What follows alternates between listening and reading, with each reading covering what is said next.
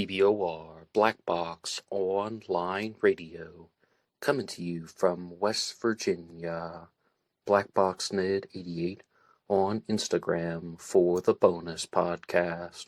And welcome to BBOR, the home of true crime talk radio and your premier destination for unsolved mysteries, criminal psychology, and exploring the dark side of cyberspace. My name is Ned DeHaan, and I am your host, as well as the creator of AstroPsych 400 here on YouTube, and regular contributor to the Zodiac Killer channel. And a great way to support these shows is just by listening to some more content. But you can also go over to Amazon.com and have a look at the book Killer on a White Horse, written by me, Ned DeHaan. It is a novel, murder mystery, inspired by the Zodiac Manson connection, but it is indeed fictional. However, who doesn't love a good mystery? And there is always the TeeSpring page. Feel free to check out some of the merchandise. And remember, being weird is not a crime. Let the show begin. Alright, hello everybody. Today is Thursday, and on Thursdays this year I've decided to listen to more of your requested topics. And I have to give a shout out to Ruin Roast, who wrote this in the comment section here on BlackBoxOnlineRadio, asking me what did I think about the disappearance and death of Jaryd Atadero. And to be honest, this was a case that I was not familiar with. As previously stated, I'm trying to respond to more requested topics, so if you have an idea for a future episode, please put your idea in the comments section down below. You can also hit the like button and subscribe to Black Box Online Radio. Those are some great free ways that you can help out this channel. But I wanted to present this as a fresh take on the subject, or a new set of eyes looking at an older case. Jaryd Atadero disappeared in 1999 while he was on a hike with his family, actually on a property that was owned by his father in Colorado, and I would like to thank the Colorado Inn, the Denver Post, Strange Outdoors, 9 News, all of these sources for their coverage, as well as it's important to note that Jaryd is the subject of the book Missing When the Sun Sets.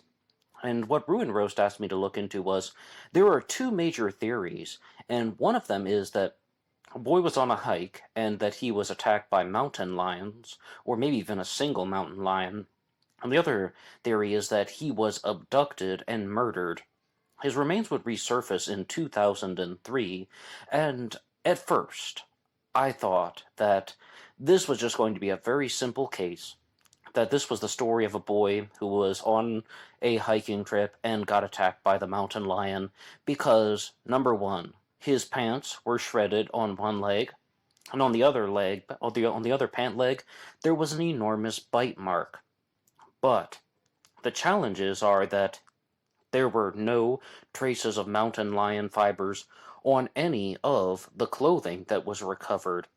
So that raises an enormous question as to how could that have taken place, even though it's been years, and I know you have the changes in the seasons, and you have things like snowfall going on in Colorado, but even still, you think that there would be some type of evidence left behind to suggest that it was a mountain lion attack. What would be the evidence that Jaryd was abducted? Prior to his disappearance, one member of the hiking party claimed to have heard a scream, but they said it sounded like a playful scream, like somebody almost playing a game of tag. And, I mean, when I heard that, I was like, okay, that changed everything for me. Now that sounds like this is something in favor of being abducted, and there really is a conflicting theory. And as of this day, as of the time of this recording, there is not a definitive answer as to what happened to Jaryd. Again, skeletal remains were found, and some of them were actually found at a place that was 20 feet higher than any 3-year-old should have ever been able to climb. Those were skull fragments and one tooth. I have to give you a very honest take on the subject.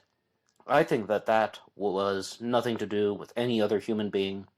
I think that a skull fragment and a tooth 20 feet higher than from when Jaryd disappeared was the result of predatory birds, some type of scavenger, bird of prey, moved those at some point from between 1999 and 2003.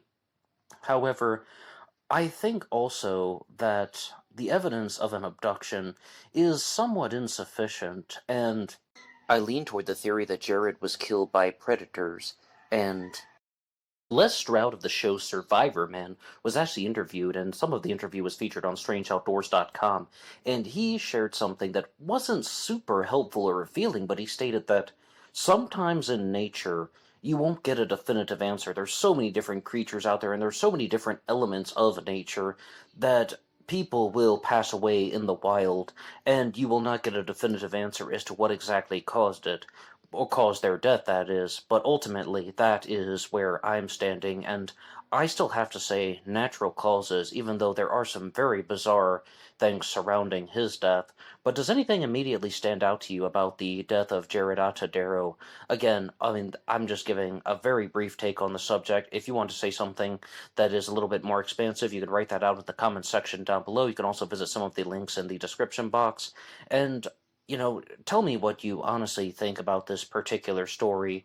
And if you do want to do any further reading on this, I highly recommend the article from the Coloradoan. It was very detailed. They also provided a timeline for the disappearance of Jaryd Atadero. In addition to providing commentary on the timeline, you got both of the things in the article. It was very well composed. One more time on the Coloradoan, and the book about him is called Missing When the Sun Sets. Sun is spelled S-O-N.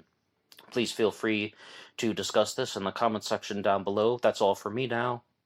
Until next time.